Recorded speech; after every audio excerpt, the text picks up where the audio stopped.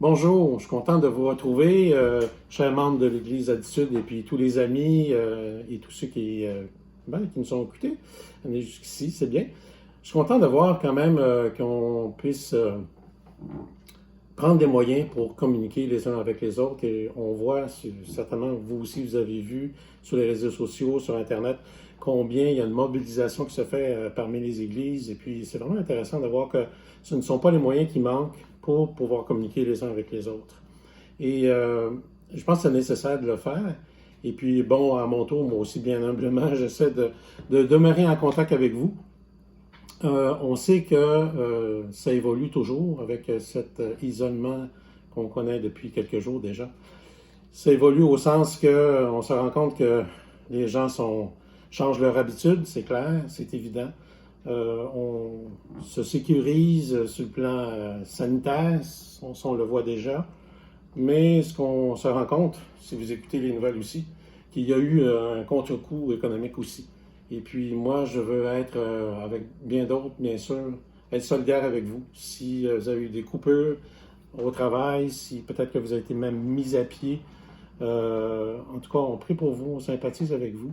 Et c'est une situation qui est évidemment pas facile actuellement, surtout qu'on ne sait pas jusqu'à quel temps ça va durer. Mais on a quand même de l'espérance. Et j'aimerais justement vous entretenir sur un des passages bibliques de l'Évangile de Matthieu, au chapitre 14.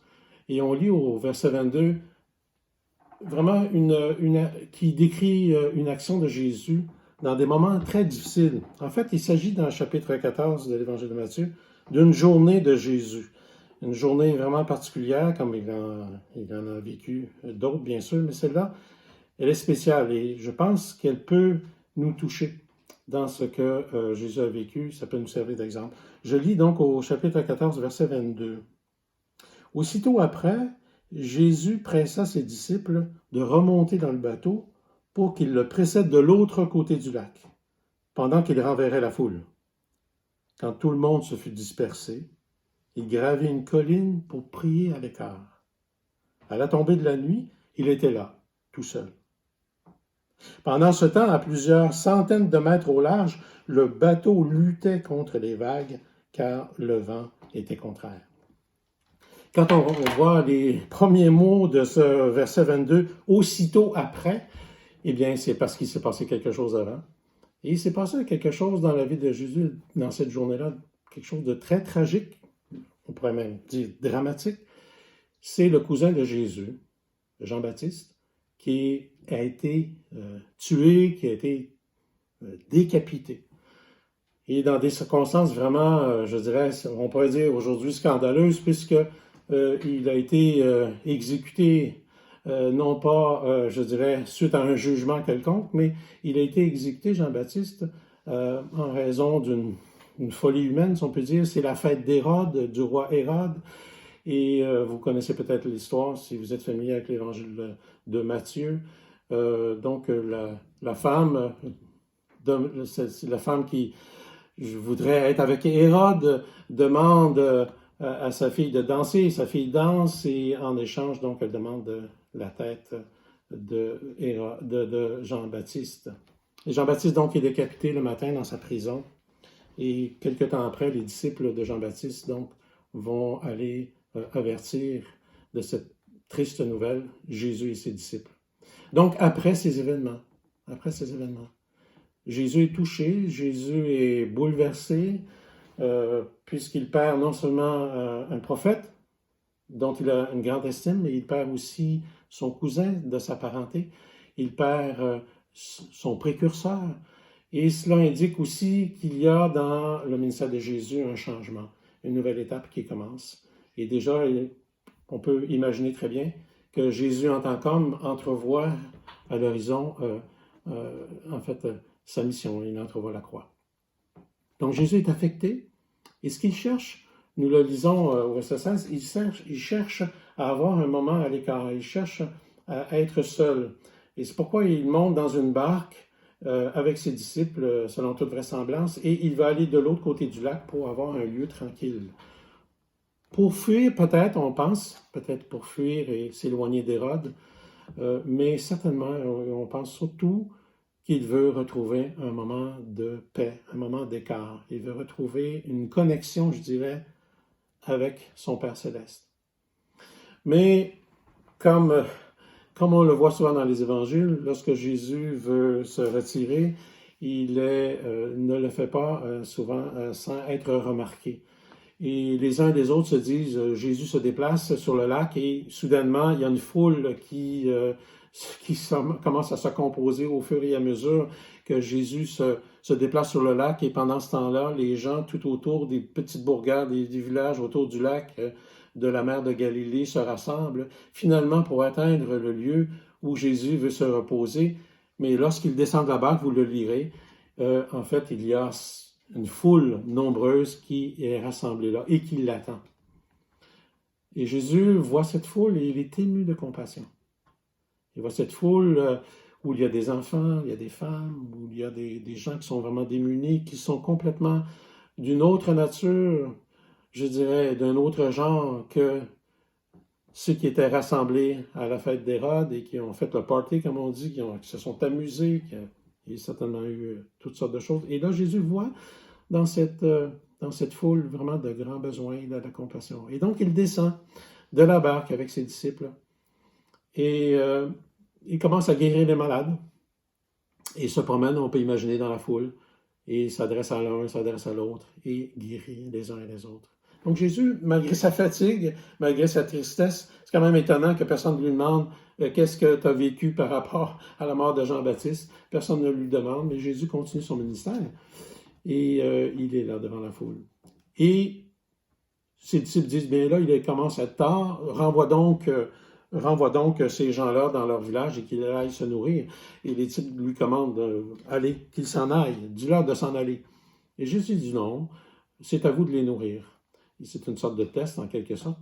Et ils ont très peu de choses. Et finalement, il y a, comme vous le savez, peut-être que vous savez, 5 pains et 2 poissons qui représentent en fait la nourriture d'un repas, d'une personne seulement. Et Jésus multiplie, fait le miracle, et il nourrit toutes ces personnes. Il les place en rang, il gère la situation. Encore, il est en gestion, il gère la situation, il s'arrange pour qu'il n'y ait pas de gaspillage. Il demande à ses disciples de ramasser tout ce qui reste. Il y a 12 paniers, nous disons dans Jean chapitre 6, le même événement, mais avec des détails différents. À un point tel que les gens sont tellement contents, ravis, que nous disons dans le chapitre 6, le même événement, et d'une autre façon, qui apporte ce détail que les gens, là, à ce moment-là, voulaient faire de Jésus un roi, le roi. Et je pense que c'est la raison pour laquelle Matthieu dit « Allez-vous-en ». Je vais, une fois qu'ils sont bien nourris, je vais renvoyer la foule. Et vous, les disciples, retournez dans la barque et retournez donc à la maison.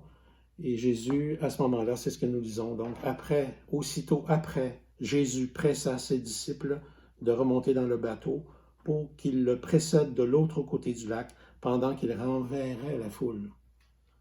Quand tout le monde se fut dispersé, il gravit une colline pour prier à l'écart.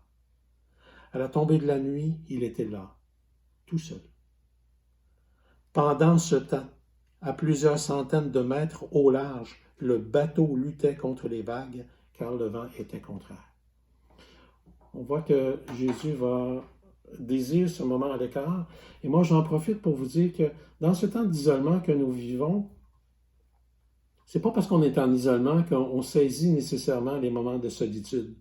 Vous savez, ça va peut-être vous paraître paradoxal que je dise que vous preniez du temps seul, déconnecté, si je pourrais dire, alors que je vous parle maintenant par ce moyen qui est Internet, et donc, par conséquent, si vous m'entendez, c'est parce que vous êtes branchés.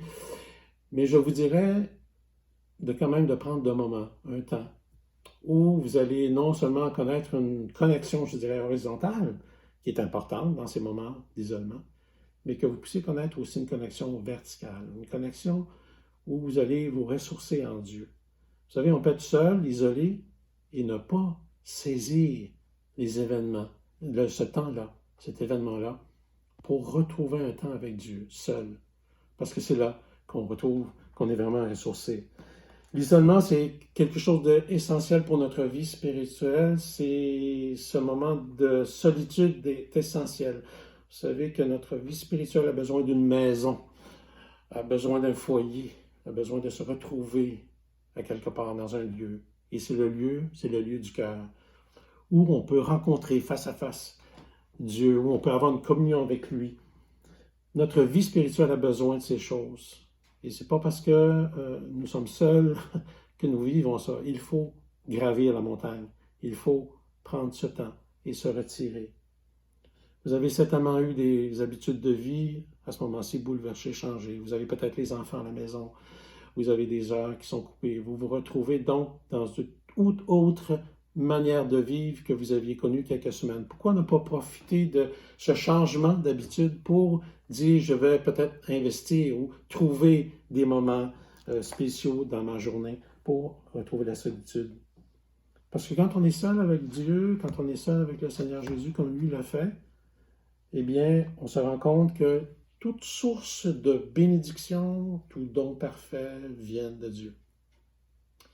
Tout ce que l'on fait de bien, tout ce que l'on fait de bon, toutes paroles qui font du bien, on se rend compte que lorsqu'on est seul avec Dieu, on se rend compte de l'origine et de la source de ces choses.